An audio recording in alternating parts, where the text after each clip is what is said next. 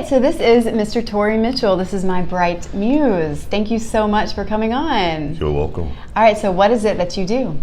I am a waste stream consultant. The name of your company is? The Green Dream Company. I love that name. I grew up in rural northeast Texas in a place called Texarkana. I didn't realize it at the time, but my grandmother was like Mother Earth. Just watching her repurpose and reuse everything, it gave me a deep appreciation for the planet and nature. When we recycle these items, are our efforts impactful, positively impactful? I would say absolutely. It takes over 500 years for plastic to decompose versus repurpose it into new plastic. Plastic straws. Mm-hmm. So suddenly, we've all become aware that they're kind of the devil. It's a big problem. Yeah. So what are your suggestions? Like, say you're at a restaurant and all they have are plastic straws. I mean, only give straws upon request. Yeah.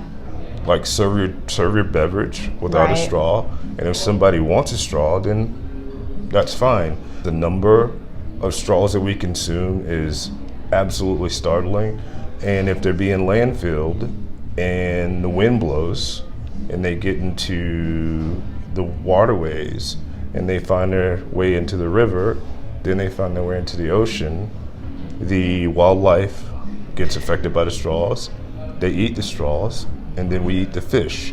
So if you think about it in a circular way, it's not to our advantage to consume so much single-use plastic.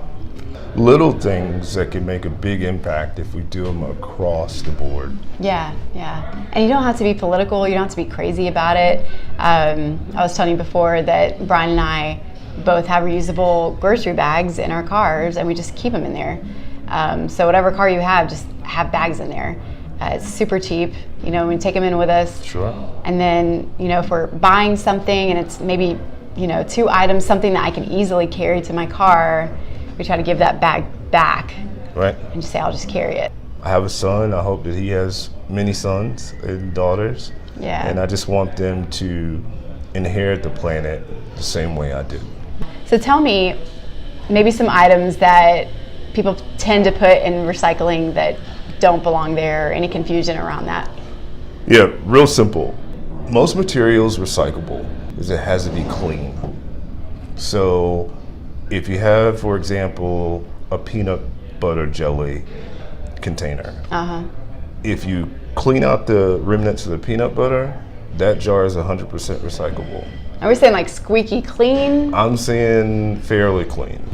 What about pizza boxes? Pizza boxes, that's a good one. The part of the box where the pizza pie's on, it's usually pretty greasy. Yeah. The grease makes it not recyclable. Highly compostable though, so if you have a compost program, you can still compost that part of the pizza box. I detached the top part of the pizza box, and that's 100% recyclable. So what happens when all this stuff is being thrown into these trucks, and they come pick it up?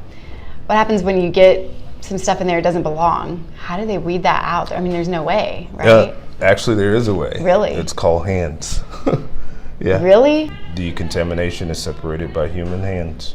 Really? They pull it out. All of this recycled material, there are enough people employed to go through all of this? For the most part, the ones I've seen, the work, the labor in the warehouse to separate the contaminants is done by humans.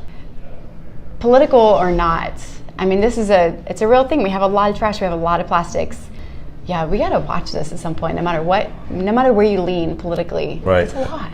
I have a hard time understanding how anyone could politicize the issue of taking care of your home.